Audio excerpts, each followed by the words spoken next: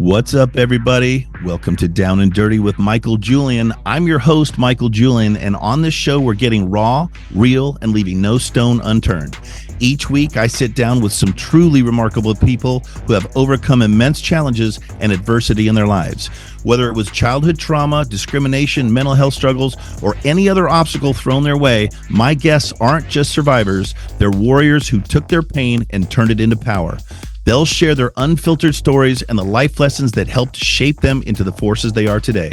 So get comfortable because we're about to get down and dirty. You'll hear firsthand how our darkest moments can unexpectedly light the path towards our greatest growth and success. Let's dive in and prepare to feel inspired. Christian West. Hey, Fizz. Welcome to Down and Dirty with Michael Julian. Thank you. My first question for you is, what is it like having the long, illustrious career that you have had as a male exotic dancer? Well, I don't know if I ever shown you, but there is this joke where I come from in Denmark that says, do you know how a Danish man dance? And it kind of looks something like this. Okay. So that had to have been very captivating. Yeah. It was very captivating, and it was a relatively short-lived career, yes. I would say, as a dancer. Yeah. I would imagine. I can be accused of a lot of things. Yeah, I'll bet. But being a dancer is probably not one That's of them. why I thought I'd start off that way. I like it. I thought I'd shock everyone, especially you, with that question. Yep. Well, listen, welcome to my podcast. I'm excited to have you. We have been friends for many years. We've gone on trips with our girlfriends together all over the country. So I know a lot about you, yes. and a lot of people in the executive protection industry know a lot about you, but there are people that don't know anything about the EP world or you. So that's why I'm excited to have you on. Probably a lot of this will benefit more the EP world because they haven't had the privilege and honor like I have of hanging out with you and getting to know the different layers of Christian West. Yeah. Most guys in EP know the EP business owner, entrepreneur, mentor, icon, if you will, of Christian West in the industry. And I know that embarrasses you. That's why I have fun doing it. But, so for context, give us a snapshot of Christian West, starting out from you were born in Denmark. You grew up in Denmark. Mm-hmm. You got and the culture in Denmark I have found through my chats with you is very, very different than in America and fascinating. That's why I want us to go there together because I want to see it. I'm fascinated by it. Being part Scandinavian myself, which I found out through DNA, which I'm excited about. So I want to get to my roots, but give us a snapshot of Christian West. A longer one than you just did? Yes, please. Okay. Well, born in Denmark, in a relatively small island down south, in a relatively small country. For the people that don't know, Denmark is on top of Germany, below Sweden and Norway. It's part of Scandinavia. It's about 5 million people, all in all. So it's relatively small. Smaller than Los Angeles. Way smaller than Los Angeles. It takes about 3 hours to drive from the top of Denmark to the southern border. So it's relatively small. I grew up in Denmark in a relatively normal family. My mom and dad were. My dad worked in a bank and later on drove a taxi. My mom worked in a flower store, and they had a small little kiosk or a place that sold ice cream or whatever it's called over here in the local zoo down in the city we grew up in. The local zoo. Mm-hmm. That's cool. Have a big sister, and I have a daughter, an ex-wife, and a girlfriend. I've been in the U.S. now for almost 15 years this time. I was here for about 5 years in the late 90s, working working out of Hollywood, but primarily in the celebrity space. Now I guess if I have to go back to Denmark, grew up in Denmark, went to high school like everybody else. After high school, I kind of got into, believe it or not, being a DJ. I got into. I've seen that firsthand. Yep. I DJ'd a little bit. I became a bouncer. Gravitated through being a bouncer. I worked as a car painter for a while and was a bouncer on the weekends, and took me around the country and stuff like that, working in security.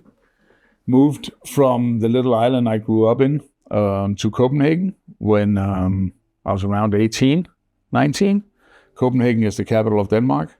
Started being in security as a bouncer. Did a little bit of loss prevention and a little bit of, what do you call it? Uniform and a little bit of investigative service. So a little all around. Back when I was 18, 19, 20, that was kind of how it went with small security companies in Scandinavia. You kind of had to do everything to stay busy.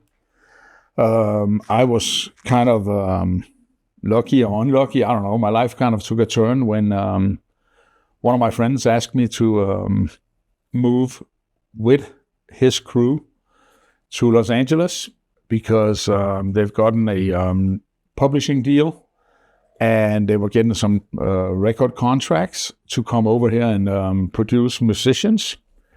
And they needed a driver / security / practical house fixing manager or whatever.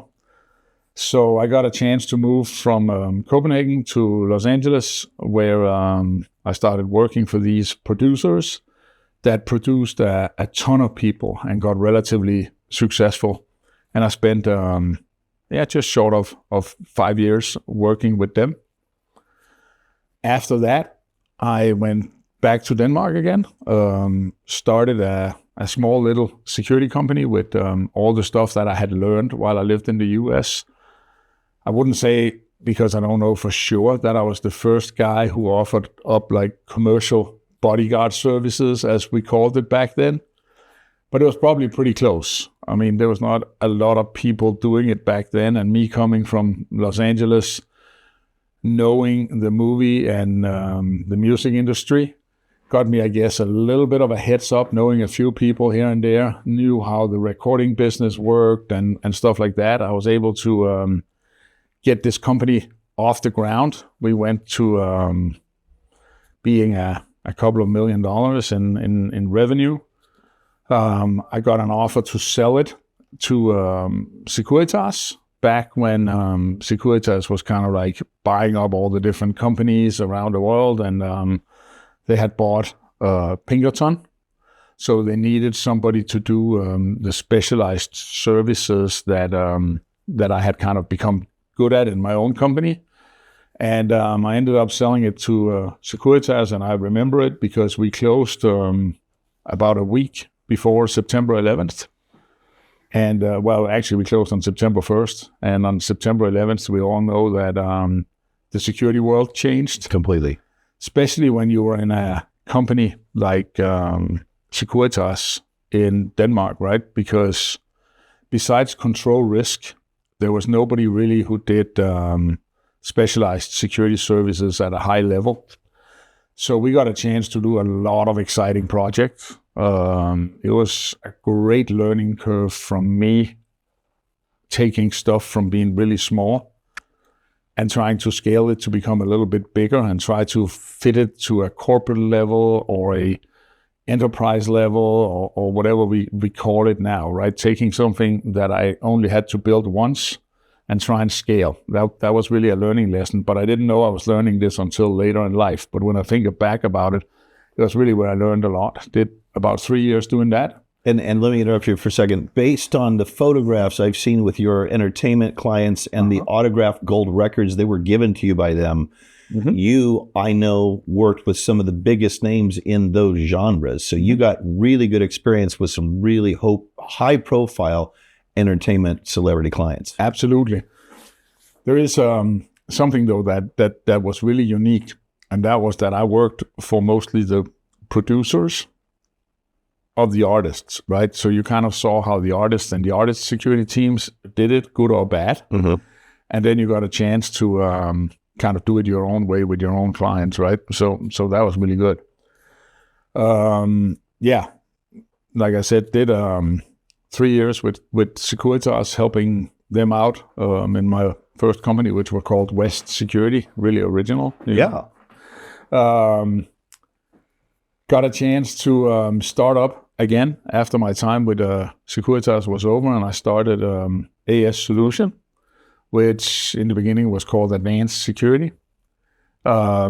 Started that company the minute we came to the first ASIS convention to exhibit.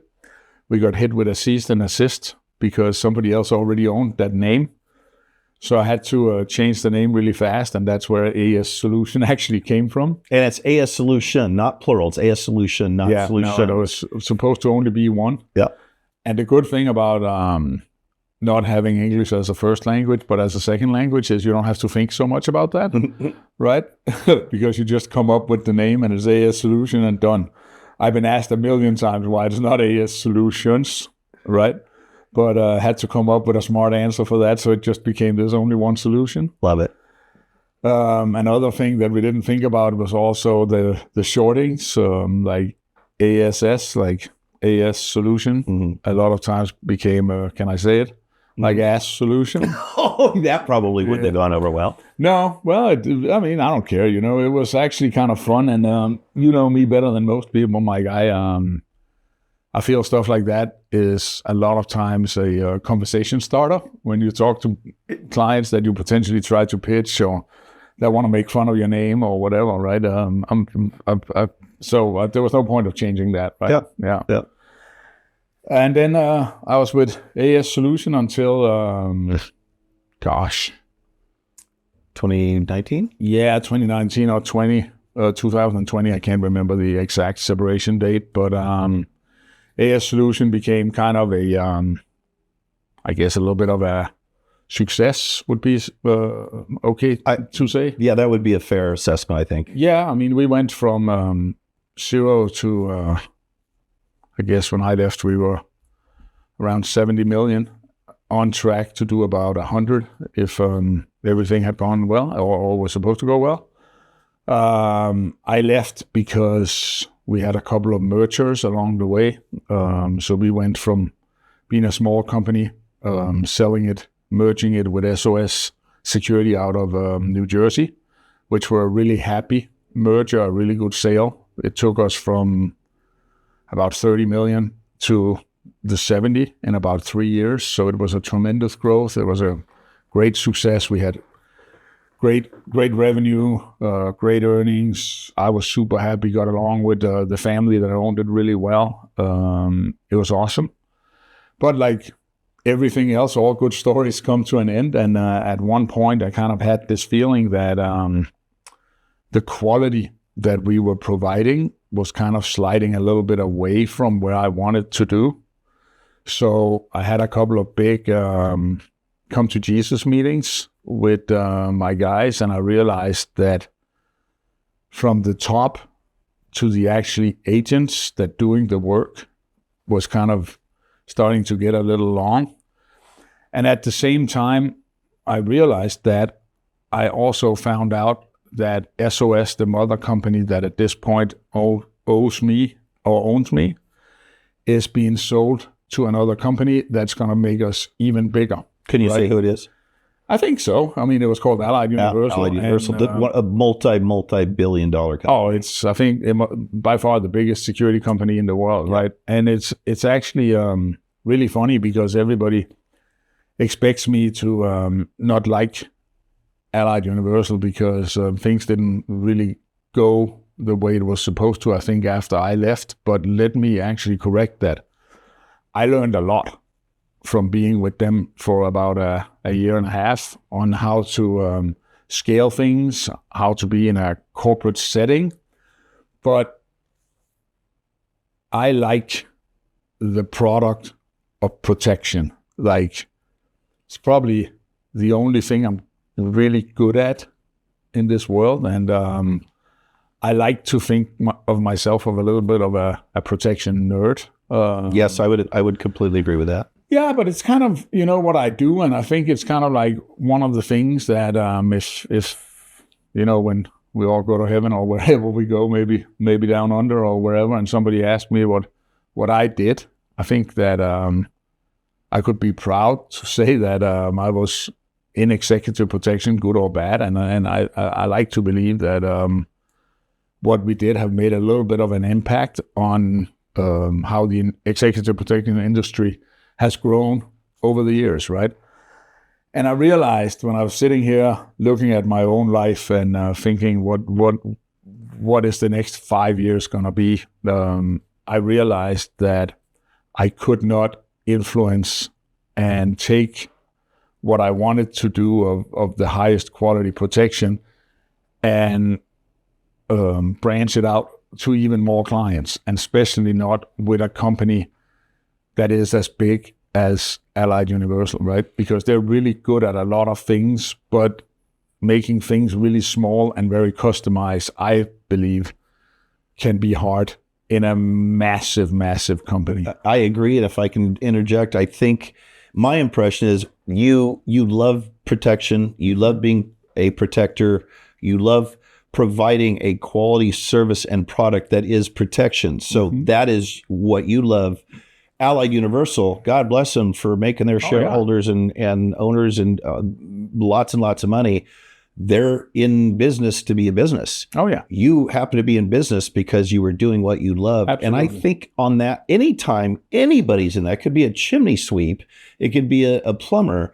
If you're doing what you do because you love, and you love doing that for your clients, and that is your focus, not the P&Ls, not the shareholders and going public or whatever, that's unfortunately, and it is okay. It's just a different model and a different situation. But absolutely, the smaller companies, and that's something that I take pride in with my own company, is I think if our main priority is providing that thing that we love to the clients because we like to see them protected and happy and feel good about what we're doing, which makes us feel good, it's always going to kind of be a little bit better quality because that's your focus instead of the money and the P&Ls and stuff. Well, it's I mean, a lot of times pretty logical, because if you have, let's say, 1 to 10 clients, you can spend a lot more time with them than if you have 100 to 1,000, yes. Right?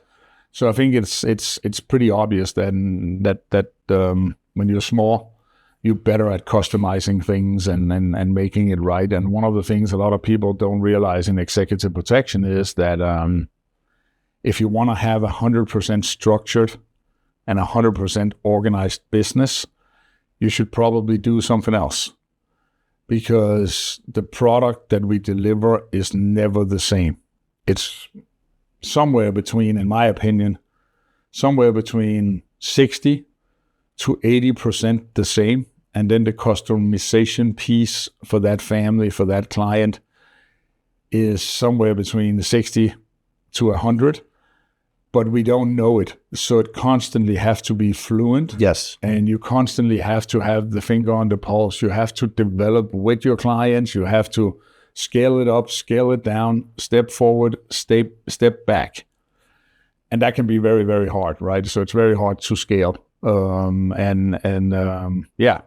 That's kind of my take on that. And when I met you is when you were at AS and dramatically rising and taking over market share, and you were literally protecting, sometimes personally, the most powerful, influential, wealthiest people on the planet. So you've seen, and you've traveled to damn near every country in the world. You have seen everything and been able, and in order to do that, like you said, you got to be fluid. You've got to be fluid and then be able to mold to meet that specific client's needs and wants. And if you're too big, it's hard to do. It's very hard to do. Very hard to do. Very hard to do. So then tell me about that was your exit. You came out of that deal not in terrible shape. You could have retired if you wanted to. You literally could have just said, okay, I'm done, and hung up your EP playbook. But what happened? Well, it's actually a good question, right? Because we all got semi-retired for a couple of months when pandemic hit. And that was the same for me. You went from going a million miles an hour. I went from traveling somewhere between 250 to 300 days a year and have been doing this pretty much my whole life, to maybe going to the airport, I don't know, every 3 months when there was a plane open you could not get out of flying to. And if you needed to go somewhere else, you would drive, right? So I think pandemic was probably, for me as a person, a really good time because it made me really, really grounded. I don't know if you can imagine that if you're on the road, let's just say 250 days, because most like super travelers can relate to that. It's not like you have a lot of free time or a lot of home life or a lot of family time or whatever, right? So when pandemic hit, all of a sudden I had time to unpack my moving boxes. I had time to watch like a full season of a TV show. I don't think I really binged watch TV shows before pandemic. I mean, you and I talk about it all the time. You go, hey, don't you know that movie, or haven't you? No. It's like if I couldn't watch it on a plane, I haven't seen it. Yeah. That was your frame of reference before then, and then the pandemic came along, and also now that you've been able to slow down a little bit and kind of start doing the things that normal people do, like waste their brain watching television every night. You were actually the one that turned me on to Ted Lasso, which is one of our favorite shows. So I'm glad you're now familiar with that stuff. There you go. Yeah, no, Ted Lasso is great. For the people who haven't seen it, they should definitely check it out. It's a really feel-good show that I feel like you can learn a lot from. You know, one of the things that I always kind of like picked up on when you travel the world that I really, really love is the fact that there's a bunch of people around the world, myself included, that speaks English. And then there are some people around the world that actually understands English. You know, that doesn't always go together. Yeah. And if you look at a show like Ted Lasso, like and I know you're fascinated with it because our cultures are almost similar, except from they're not. Yeah.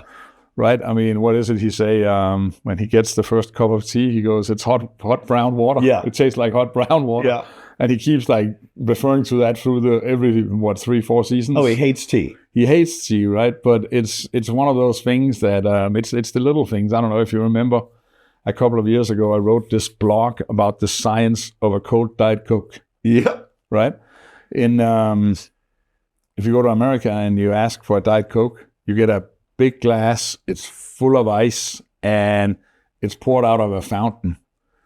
If you go to France, you can buy the same Diet Coke, but it comes with 2 ice cubes in a portion-sized glass, and they will pour 2/3 of it into the glass, and they will wait till the foam is over, and they will put it next to you with the etiquette so you can see it, and you're supposed to drink it like that, right? It's the same thing, but it's different. Yeah. But if you can imagine, you have travelers coming anywhere in the world that tells you that they want water in the car, they want a couple of Diet Cokes, they want whatever they need to be happy in the back of the car when you drive them around or whatever. It's a little different because they don't expect to have either small little cans or small little bottles with 25 cl that you need a bottle opener to have. And in America, when a Diet Coke is cold, you know, it's like there's what do you call it? Moist on the outside, condensation, or condensation on the outside, and it's like really cold. When in Africa, for instance, you don't really drink anything cold when you're south of equator. It's just not customs, right? And you can take, in my world, I can take the philosophy of how different that Diet Coke is and explain to people that it's kind of the same, but it's so different. That is funny. Yeah, That's it is, funny. right? And I that's what I liked about Ted Lasso, that show of the whole thing of soccer versus American football versus a coach. Doesn't necessarily, a lot of people think, like, for instance, people that coach a sport was really good at it. Yeah. That's not necessarily true. I mean, we have a friend who is a quarterback coach who wasn't a great football player at all, right? So why not, right? Well, and you've heard the saying, those who cannot do, teach. Yeah. There's something to that. And it's not because they can't do it. It's they may get it, but maybe they don't have the physical acumen or physical build or whatever to do it better than anybody else, but philosophically or conceptually they get it, so they can be good at it. Yeah. So after that's all done, you sell, your golden handcuffs are over, you decide you're done and you get a kickback, you took some time off, you enjoyed it. Everyone kept asking you, Christian, are you going to start another company? And the answer was always, I don't know. And the whole time I was saying, oh, you just watch. It's what he loves. It's what he's good at. I guarantee you. Sure enough, you decided, and I'm glad that happened. But tell me what's the evolution after that? You started a new company, but it was a little bit different this time. It's actually very different. Maybe I should add in that during pandemic, probably the first year, I didn't do much. I didn't really know what I wanted to do. It was, to be honest, a little scary. Yeah, frustrating. Yeah. I mean, for the first time, when I woke up on a Monday and I didn't have anything on my calendar, I was kind of sitting there going, this is great or not, right? So I didn't really know how to cope with that. So I started kind of like going out to nature a lot. I got back to like off-roading and overlanding, and I love being outside, and I love America has some of the best nature in the world. A lot of people don't get how lucky you guys are with the whole national park systems and BLM lands and all of that stuff. There's nothing like it on the planet, or at least not that I have found. So I got into that a lot, right? But I still wanted to be in the business that I love, and I'm not ready to retire. So I started EP Access, which is a training school. The primary way of EP Access is to deliver training online, and then it can be followed up by physical courses, right?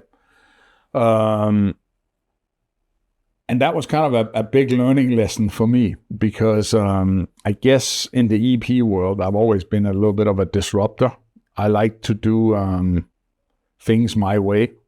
I love to reinvent what it is that I do to see if there's a better way of doing it. And one of the ways that I realized is that most EP training that you go to is you go to a class of something. And you go there for 1 till 9, 10, 15 days or whatever.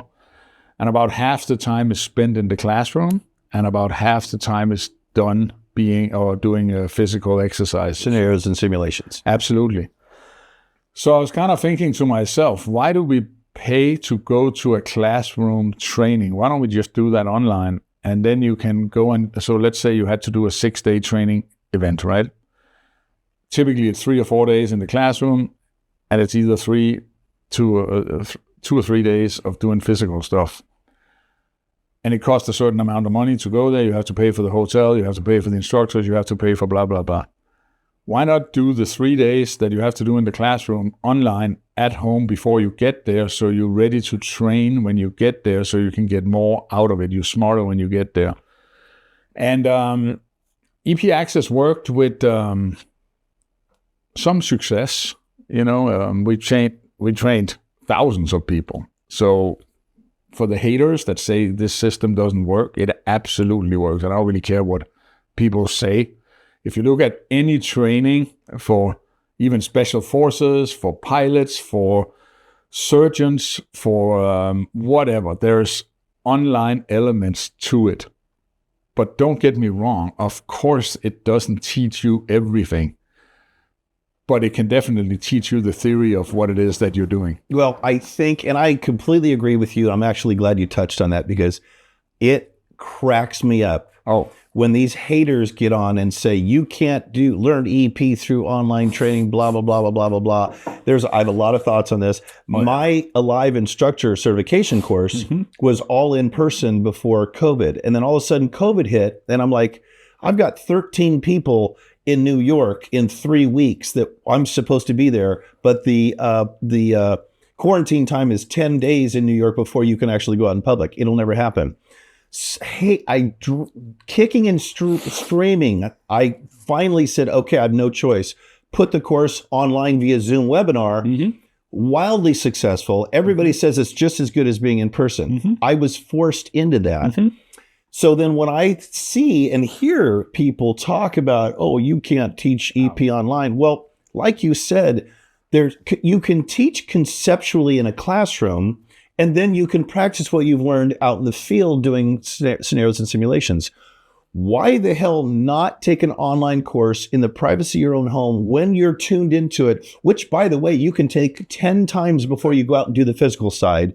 It just proves some of the moronic, idiotic, bullshit behavior of some of the people in our industry. Well, you can think about it like that. Most people in our industry that hates evolution and change and whatever, it's kind of like, I mean, you can look at it, a school like Stanford do half their stuff online. Yep. Right? I mean, my daughter went to UW.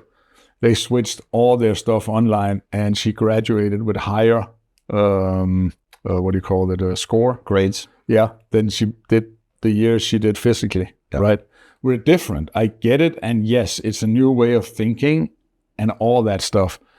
But of course it can be done. There are studies, there are people who does nothing but study how do we learn and how do we absorb knowledge and whatever. There's manuals for how do you build this done by smart people. So of course we in EP are the smartest guys in the world, and we're very driven by our knowledge and our egos and whatever. And more power to them, right? Because at the end of the day, people are free to say what they want. They're free to hate on stuff and whatever. What is it you always say? It's America. Yeah. You're free to hate on whoever you want. I say you're free to hate anybody you want. That's Yeah, exactly. a running joke with us. It is, and it's kind of a great saying, because for me it is comical when people hate on this stuff, because when you look at how much you sell and the feedback you get and how it's becoming, some of these courses has become kind of what do you call, like the standards for some teams and whatever. So it's kind of like, who cares, right? But I started EP Access, and it's primarily online.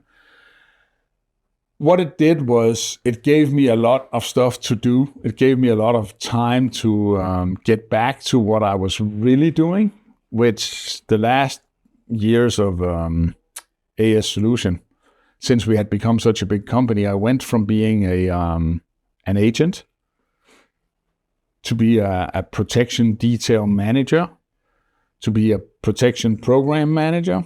But then things kind of changed. All of a sudden, spreadsheets, investor relations, even some shareholder meetings, whatever. And I learned a lot from it, but it kind of took me away from what I wanted to do. When I started EP Access and I all of a sudden had to do these courses, it took me back to what I really, really loved. And that was sitting down thinking about how do we do this the best way. And I'm not saying it's the best way, but I learned a lot of over 20 years of traveling 250 days a year. And, people always ask me why I kind of like come up with these concepts in protection and all that. And there's a reason for it. It's not that I'm smarter than anybody, but if you can imagine, most people that live in the executive protection space protect one or two clients. I was a vendor with embedded teams from 30 different clients, meaning that there were 30 EP managers that did things in a different way. All I had to do was just learn a little from all of them, put it all together, and then you had something new, right? So there's nothing like about that. So when I sat down and started doing these courses, it took me back to that. And I really liked that feeling of doing this stuff again. But when you have a EP school or EP training school or whatever, and you do a lot of what you do online, at 9 o'clock in the morning, and I like to start my day at 7. At 9 o'clock in the morning, you answered the emails, you kind of gone through what you need to do. So it would never be enough to satisfy me completely. You know what I mean? I still had the urge for the hustle. I love the people in the industry. I love the actual part of the complexity of the EP stuff and all that, and I was really missing that. So when Joe came to me and said, "Hey, what do you think? Are you up for coming in and joining a new company?" He was at a situation where he can't grow La Sorsa International, which he's had for 20 years, anymore. So he came to me and asked if I wanted to come work for him in this new company that we call ESL, Executive Support and Logistics, which is supposed to be a boutique EP company that is in no hurry to grow. It's all about doing things right. We call it EP 3.0 because we try not to do anything the same way as we used to do it. So it's super exciting for me, actually, to be honest. Well, it's funny for me, and a lot of people know that I refer to you this way, and you laugh when I do, but I call you the Elon Musk of executive protection, which I know you hate. But yeah. And Joe La Sorsa, your new partner, calls you a Jedi Master, which I think is also pretty funny.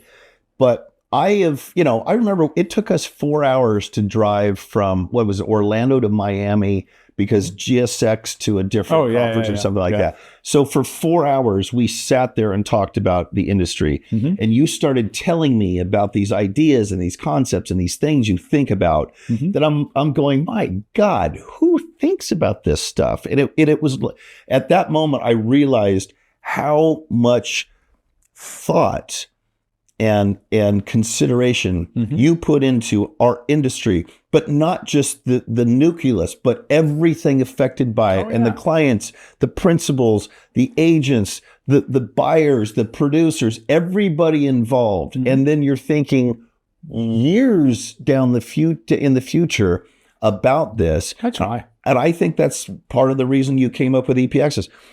I just believe that, I mean, why wouldn't you provide a easy, comfortable, convenient way to sit at your desk in your underwear and learn stuff that you've got to learn anyway before you go out and practice what you've learned? You know, it's really funny because I myself, when I go to training classes, I'm a pretty slow learner. I am as well. Okay. Meaning that if I go to a classroom setting, there's a couple of alternatives, right? Either I'm going to slow the class down because I need it explained a few more times. English is not my first language. So if it gets too technical, too fast, I might not get it right away. So you have two choices. Either you slow the class down by asking too many questions, or you pretend like you picked it up. And you miss a few things. You miss a few things, but then you slow them down when it's time to do the physical stuff, right? And everybody is different in their learning phase. And if you actually go in and study this, right? People say that if you can study it online and you can finish it 2 to 3 days before you do the physical, that's when you absorb and turn that into knowledge the best way. And this is not me making this up. This is people at high-level educational facilities that have studied this for years and years and years. But of course, they could be wrong. We have to go back to do it the way we always did. Right. Or we know it better than the scientists that study it. Of course, just like everything else. Of course. Yeah. Now, there's one thing that I want my audience to know about you that I don't, maybe the people closest to you know this, but I don't think a lot of people know this about you. And I think it's important, and I feel strongly about this. You were born in Scandinavia. Mm-hmm. You've been here for 15 years this time, been permanently now. Mm-hmm. You are probably more pro-American, patriotic, and knowledgeable of our history than 98% of the people I know. You love America, you love country music, you love our flag, you defend everything about the United States and accept that it's got faults like everything else. Every country has faults. Every country has faults. Yeah. But you are also, everywhere we travel together, you know everything about that area and its history. We go to Savannah and you tell me about the history. We go to Sedona, we go to wherever we go. And I know you're a nerd and I know you like to research things. Uh-huh. But let's face it, you have an affinity, you have a love for America that most Americans do not have. Where did that come from? I don't know if I would say a love as much as an appreciation right? Because let's face it. I mean, I'm pretty lucky. I could pretty much, if I don't want it to be for work, I could go live anywhere in the world at this point, and I could probably also be happy anywhere in the world because that's what comes to me as a person. But what I truly appreciate in America is it is still one of the places that has a lot of unique features to it. It's still one of the places where everything is not like governed down to the nitty-gritty details. It's still, no matter how you put it, in my opinion, the land of opportunities. And the people who don't think that is because they haven't been to a lot of the old established countries, right? I mean, when you think about a country like Denmark, the flag we have now, we settled on in, 800 and something. We haven't had, I mean, it's been a country with too much internal destruction or too much internal conflicts for almost 1,000 years. And of course, that's great, but that also means that everything is very, very set in stone, right? Over here, there's still a lot of variables. There's still a lot of options. It's very diverse if you go. And it's fascinating when you come from the outside that you have an metropole and melting pot of California, LA over here, and you have New York, Washington, Miami on the other side, but everything that goes on in the middle could be a country of their own or a world of their own. It's very different, right? And I appreciate that. You know, you'll never hear me argue with anybody over politics, over he said, she said, or whatever. It would be very rare because I'm a big believer and everybody can have their own opinions. We just don't have to judge each other on them. So I don't know where my fascination with America comes from, but I like kind of the idea of a country where you don't govern for the sake of govern, right? Don't get me wrong. I believe there's a lot of things we could do better in America, but I also realize in a country like Denmark that is being kind of on the list of the happiest places and the best countries and the best healthcare and all of that, we still have faults. We still have stuff we could do better. We still have the same problems. You're talking about America being on that list, or Denmark? I'm talking about in countries that are very set in a structure and older and whatever, that's supposed to be the best in the world, right? In many ways, they still have problems with things just like we do over here. So I don't believe that any country is better or worse than others. So it comes down to where you like to live and stuff like that, right? And I really like the lifestyle over here. I really like the people over here. People always ask me if Americans are smarter and dumber. Since I've been in so many countries, people ask me where the dumbest, where the smartest people, what's the best place you've been to, all that stuff. And it's impossible to answer, but I usually tell people that I met some of the smartest people I've ever met in America, but I probably also met the dumbest people I met in America. So that's how diverse and how different it is, right? And to be honest, I kind of like that a lot, right? And I like that you have a lot of freedoms to choose over here, and you have the possibilities to do it, right? Because nobody here in America looks bad at you if you don't want to be in your yard fixing the rose bushes in the weekend. You hire somebody to do it so you can go out and ride your motorcycle or be on your boat or whatever. Where I come from, you fix your yard before you go to play. And if you go to play, you only play for a little bit. Then you come home and you kind of do the things in a very structured kind of format. Here, nobody really judge you, no matter what you do. And I kind of like that a lot. So you like the diversity, you like the freedom to do and think what you want to without a cultural, societal structure. Absolutely. And without being, I mean, I'm all for government and being governed and all that. So it's not really that I'm talking about. It's more like your neighbors looking down on you or people judging you for whatever you do, right? And I really like that. Now, hanging out with you and asking you questions about Denmark, which is not something you typically just start talking about, except, well, in Denmark we do this, and that's cool that we do it here. I've come to understand that the culture is very, very different, and not in a bad way, just simply different. Families are different. Doing things, like you just said, everything's so structured.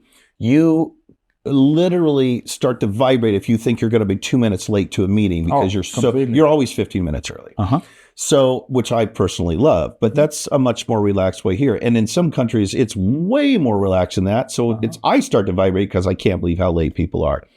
And that is one of the reasons I'm really excited about the fact that we're planning a trip at some point soon, hopefully this year to Scandinavia, because I would love to see those differences in the cultures, because I personally love exploring it can actually be hard to see from the outside because, a lot of people that come from English-speaking countries that move to Denmark as an expat or for school or whatever, they come to learn the language, but they never really learn it because everybody speaks English, and they want to speak English because they've learned and they don't use it as much. So it can be kind of hard. So a lot of times it's hard to see the difference. And actually, one of my really good friends that is also my ghostwriter on my books and helped me out with a bunch of stuff. He is an American living in Denmark, married to a Danish woman and all that stuff.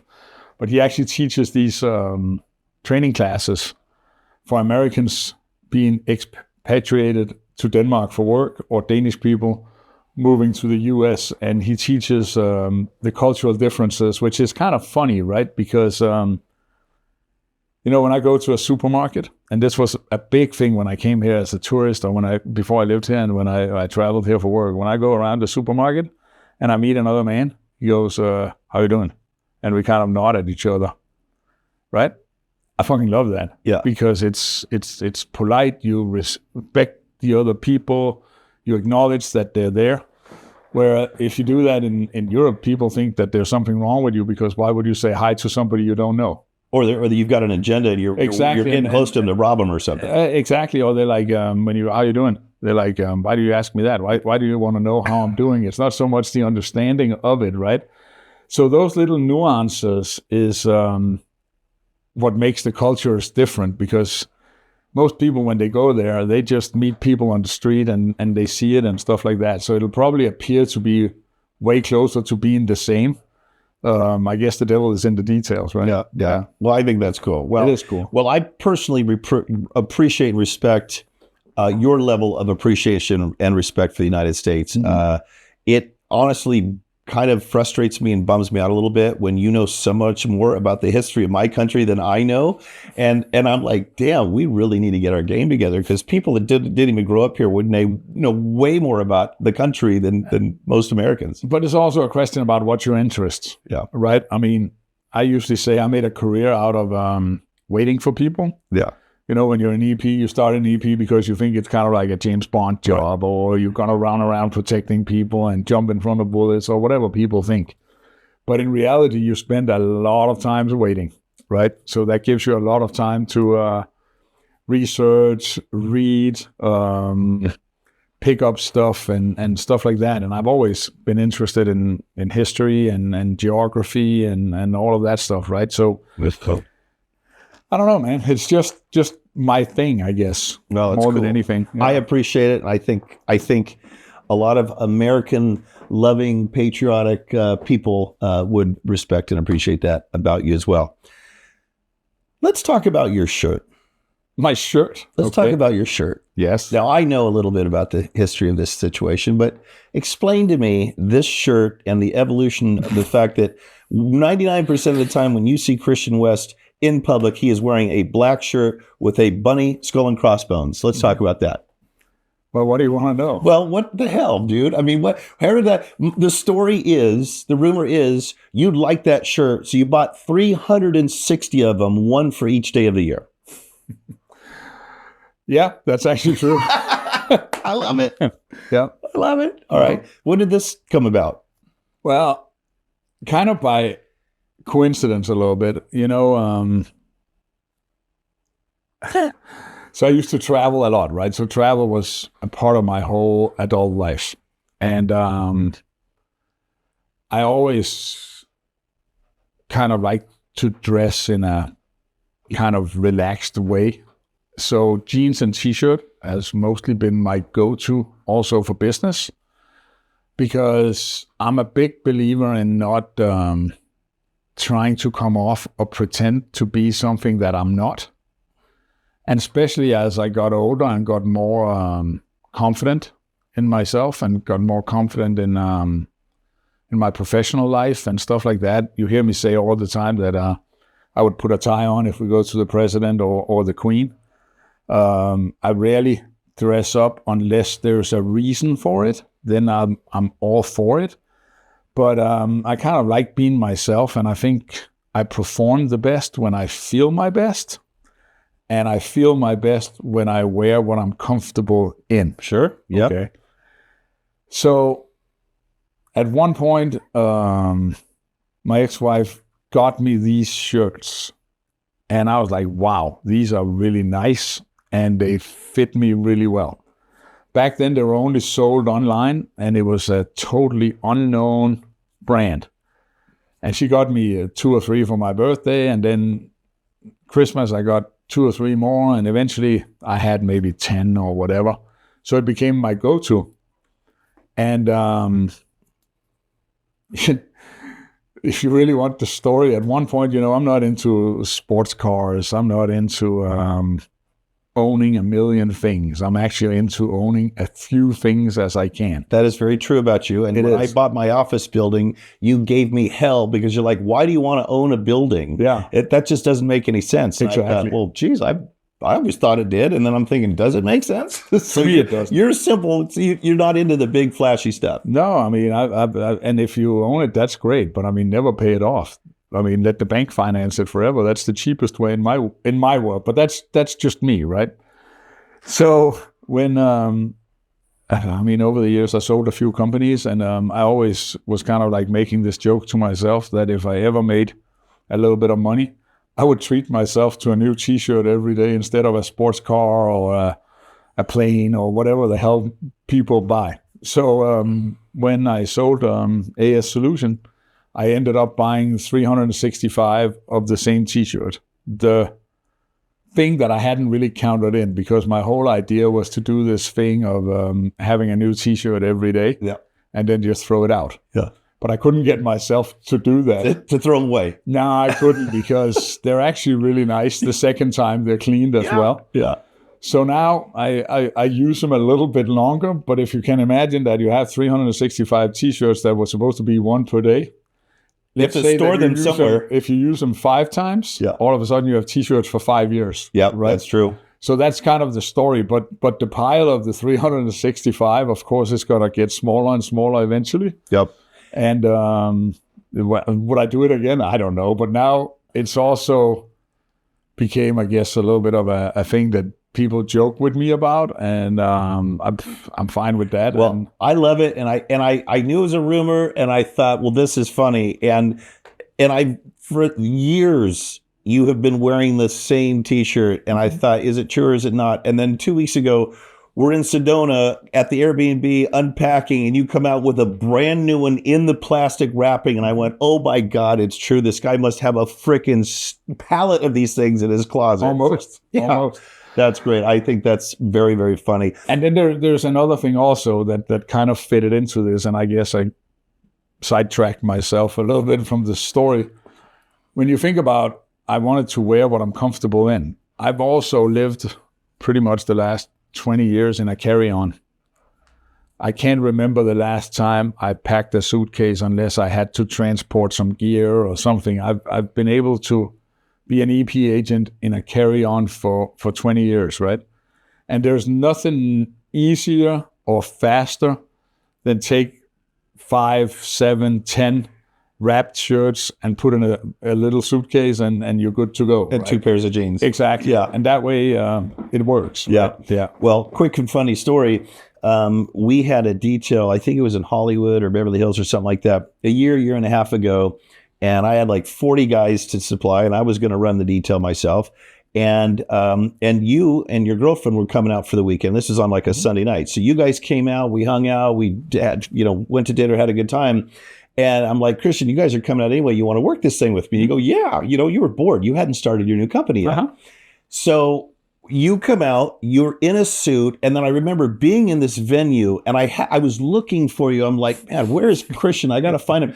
And I scanned past you probably 6 times looking for a guy in jeans and a black shirt with a bunny skull and crossbones, and then realized, wait a minute, he's in a suit. And then I saw you, and I was like, wow, you could just have looked for the biggest head. Then you would have found me too. Well, the upside of having a huge cranium is you've got a huge brain, so you think about a lot of stuff that's pretty fun to watch and listen to. Well, I wish that was something useful. Yeah. I've always had this thing about people in our industry, that the people that are agents that is always on the go and on the street, they typically is a wealth of useless information.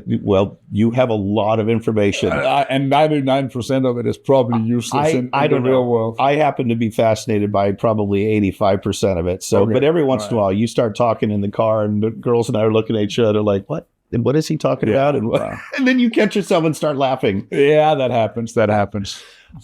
Now, you have got a new book out that you've written 3 books now. This is the third one. This is the third book. This one by yourself. Before you had a couple co-writers, which we're friends with to this day. Tell us about the protective circle. Well, the protective circle is kind of different than the other 2. So, again, when pandemic hit and I had all this time on my hand, I kind of looked at the first 2 books I had done with other people, and I realized the first one was over 10 years old. And protection-wise and building EP programs and stuff like that, I had learned a lot. So some of the info in the first 2 books were a little outdated, and some of it I would love to add. So I was actually setting out to write a update of the first 2 and merge them into one. But then I realized that if I went down that road, I might as well go all the way, because to do it, I would have to rewrite I would like to rewrite maybe between 40 to 60%. And then I would have to add a bunch of new chapters and whatever. So I was like, to hell with it. I'll just take the chance and see if I can do this myself. And took a lot longer than when I've had co-writers, that's for sure. It took almost 3 years. Yeah. But it's the information that I picked up along the way. And like the first 2 books, it's meant for detail leaders, EP managers, CSOs, private family office people that potentially hire security. It's not a manual for agents on this is how you pull coverage, or this is how you shoot a gun, or this is how you drive a car, or whatever. It's more about stuff like what schedule should you use, how do you sell this to clients, how do you show value, how do you provide. So more of the business of executive protection, but also the intricacy of dealing with all the problems that you have when you build a detail. Like, how do you tackle privacy issues with the clients? How do you tell them what you need? How do you show them what you need? And that's where the protective circle came from, because one of the big stigmas that we have when we talk about executive protection is that people think it's guys in suits with earpieces and glasses, right? Sunglasses. Not glasses, sunglasses. And of course, that's part of it, but there's so much more to it. So we developed this wheel I call the protective circle, and it kind of starts with lining out the element of what the client need. Then it kind of like line out the threats that faces the client, the different forms of potential attacks and harm that could happen to the client. And then the outer ring is what do we need to apply to protect our clients, right? And for me, it's kind of like the cornerstone of when I talk to client. It's a framework that I use, and it's a framework that I think if people take it out of the book and use it, it's a very valuable tool that they can use both for training, also for showing their clients like a holistic approach to how we protect them, but also how you need to kind of like build your skill set and look at protection from a more helicopter angle, I think. That's awesome. Yeah. I think it's going to be very helpful and educational for a broader group, a broader audience in this in this industry, because it'll show things that your first two books did not. I think so. And it's called The Protective Circle. Yep. Is it on Amazon? It is on Amazon, and Barnes and Noble. All right. So it's all over the place. It's all over the place. Are we going to do an Audible one, an audio I'm book? working on it. Okay. I'm not going to do it. I'm working on finding somebody to do I've it. got a company that did mine. They did a great job. Okay. Yeah. So I'll be happy to hook you up. Yeah, with maybe. Yeah, that'd be cool. great. Yeah. Anything you want my audience to know about Christian West that we haven't covered? No, every time I kind of do this and we go outside of like the EP space, I'm always kind of surprised that people ask me that, because I think it's kind of like, I consider myself the least interesting person in the world. I like to do my thing, and I like to kind of like be very low key and humble about life in general. Yeah. So I don't know, man. You ask me. Well, you are very humble, and I wish everybody knew the different layers of Christian West that I do. I feel very fortunate that I have been able to spend so much time with you and your girlfriend, and my girlfriend traveling all over the country and experiencing all the things and eating the food and doing all the stuff. International's next. We're going to start doing some stuff international, which I'm excited about. But well, I just really appreciate you and everything you've done and everything you do for the industry. I think that, and many people would agree, that you have been a mentor to many people and a great example, an inspiration to many of us. I remember before we were friends knowing Christian West from a distance and going, man, that guy has done it. I would love to pick his brain. I've been very fortunate to be able to do that while, sipping, a margarita by the pool or something, where it's a lot more relaxed environment than at a conference. And I remember we'd go to conferences after we became friends, and we'd be going out for the night, but we'd stop by whatever mixer reception, and you'd get cornered, and there'd be a line of guys to talk to you. That's true. There'd be a line of guys to talk to you, and you'd be holding court. You didn't like it. I know you're uncomfortable with it. I know you hate doing it, but you did it because they wanted the information, and you felt compelled that if you've got that and you can help inspire them and teach them and stuff, I think you felt a little bit obligated because you got that information, and you are a good guy and a giving person. I love to share it, of course, like anybody, right? And I don't have like the magic bullet or the book of the wise or the magic sauce or whatever. I just have what worked for me and for my clients and for my company. And I'm happy to share that, because I'm a big believer in when you're in an industry that's still in its infant stage and you're slowly growing. I don't think we're at the infant anymore. We're growing, but we're far from set and developed. The more we can help each other and the more we can make everybody successful, the bigger we're all going to get, right? And it's actually funny that you mentioned that whole thing. When I saw you the first time was actually at an EP conference, and you were speaking, I think it was about leadership and running a good company, and you had a suit on. And I sit there and I look at you and I'm thinking to myself, wow, that guy's pretty squared away, and he looks the part, and I'm kind of becoming a little insecure about myself. I'm sitting there going like, I guess that's how you do it. And I was like, oh, that's pretty impressive. Oh man, well, that is kind of you to say, and I appreciate it. And for all the haters out there, they're going to talk about how much we love each other. We do. So you guys, no, we're good friends, and I'm glad. And I'm going to wrap this up, but I will say this: for all of the people in our industry, I know we have barely scratched the surface at some point. And this Down and Dirty with Michael Julian is not about executive protection and security. It's about talking to interesting people about fascinating subjects. Yeah, we barely scratched the surface. At some point, I think we'll do one just on EP for all of our thousands of guys that we are connected with on LinkedIn. I love that. Who want to hear about all of the stuff that is EP, but then I want to do one that has nothing to do with EP and really start digging into stuff. Yeah, let's do it. Yeah, I would. Well, of course, we do our 20-minute live streams every couple of weeks, so we still talk about all this stuff. But my friend, I appreciate you so much coming on the podcast. Anytime. I can't wait till our next adventure, which I think is next weekend or the weekend after. I don't know. I can't remember. Keep track of it. But and for everybody out there that saw this and likes it, please like it, comment it, share it with everybody. Let's blow this thing up to help other people see where guys, fascinating people like my guests, like Christian West, have come from, how they got there, and where they're going. Because I think it's inspirational, and I think it's educational to learn from other people who have done things that we haven't done. And I certainly have learned a lot from you. So I thank you very much. Thank you. All right, brother. Mike, that was nice of you. Yep. I enjoyed it. See, now I feel all like kind of like weird again, right? It's like too much. So That's okay. That's okay, man. It's all good. That's all good. All right, Avery. Thanks for coming, brother. Thanks, man. Peace, everybody.